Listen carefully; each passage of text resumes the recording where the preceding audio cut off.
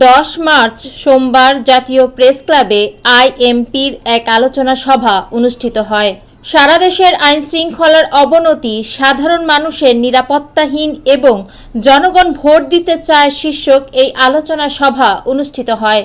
উক্ত আলোচনা সভায় প্রধান অতিথি হিসেবে উপস্থিত ছিলেন বিএনপির ভাইস চেয়ারম্যান জনাব শামসুজ্জামান দুদু।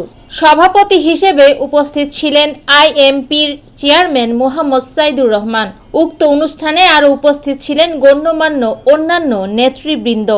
জনাব শামসুজ্জামান দুদু বর্তমানে দেশের আইন শৃঙ্খলার অবনতি, জনগণের নিরাপত্তা ও ভোটের অধিকার নিয়ে গুরুত্বপূর্ণ বক্তব্য রাখেন। গণঅভ্যুত্থানের সময় যেটি প্রত্যাশা ছিল, যারা গণঅভ্যুত্থান করেছিলেন আমাদের সন্তানতুল্য ছাত্ররা, যারা জীবন দিয়েছেন অকাতরে সাহসিকতার সঙ্গে, সেই বীর ছাত্র জনতাকে যারা শহীদ হয়েছেন, আমি তাদের প্রতি শ্রদ্ধা জানাচ্ছি। আল্লাহর দরবারে মোনাজাত করি, আল্লাহ যেন তাদেরকে বেহেশত নসিব করেন।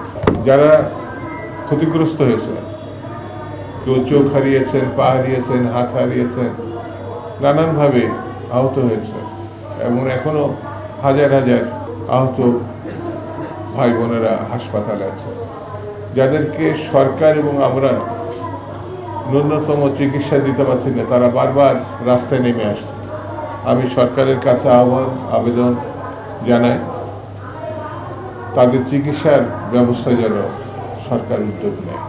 ডক্টর ইউনূস ক্ষমতায় আসার পরপরই উনি দ্রুত কিছু কাজ করেছে, আমি সেই জন্য তাকে ধন্যবাদ দিই। সেই কাজের প্রথম 1 নম্বর কাজ হচ্ছে তিনি তার নিজের মামলাগুলো সব প্রত্যাহার করে নিয়েছেন।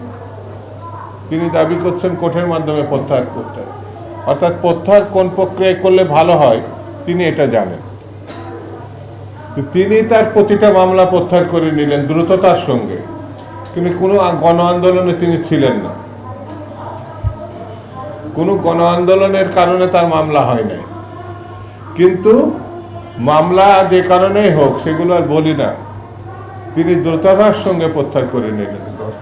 তার শাসন কালের মধ্যে তার ব্যবসায়িক প্রতিষ্ঠানে যে সমস্যা ছিল, মামলা মোকদ্দমা, সেগুলো প্রত্যাহার হয়ে গেছে এবং তার প্রতিষ্ঠানে প্রায় 6 বছর কোনো কর দেওয়া লাগবে না। আমি এই জন্য তাকে ধন্যবাদ জানাই।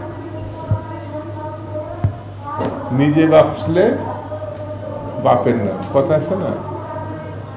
তো আপনি আপনারটা নিয়ে খুব উদ্গ্রীব, চিন্তিত, নিজের ভালো পাগলও বোঝে, এটা আপনি এই পথ অনুসরণ করেছেন।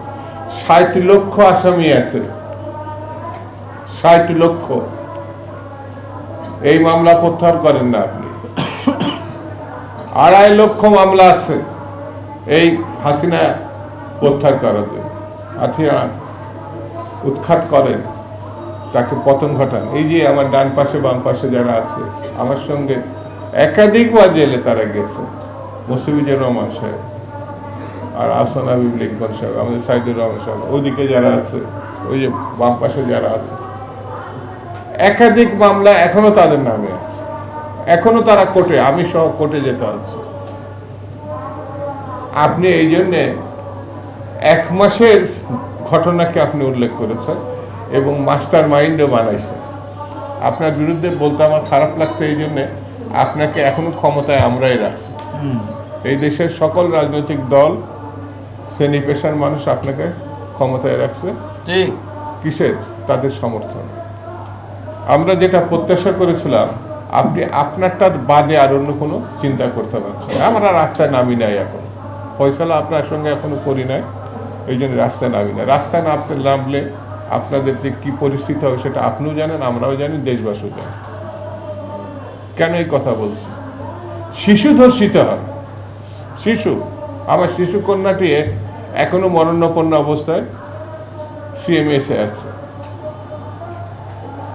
রাস্তায় রাস্তায় যাকে খুশি সেখানে খুশি কুপাচ্ছে।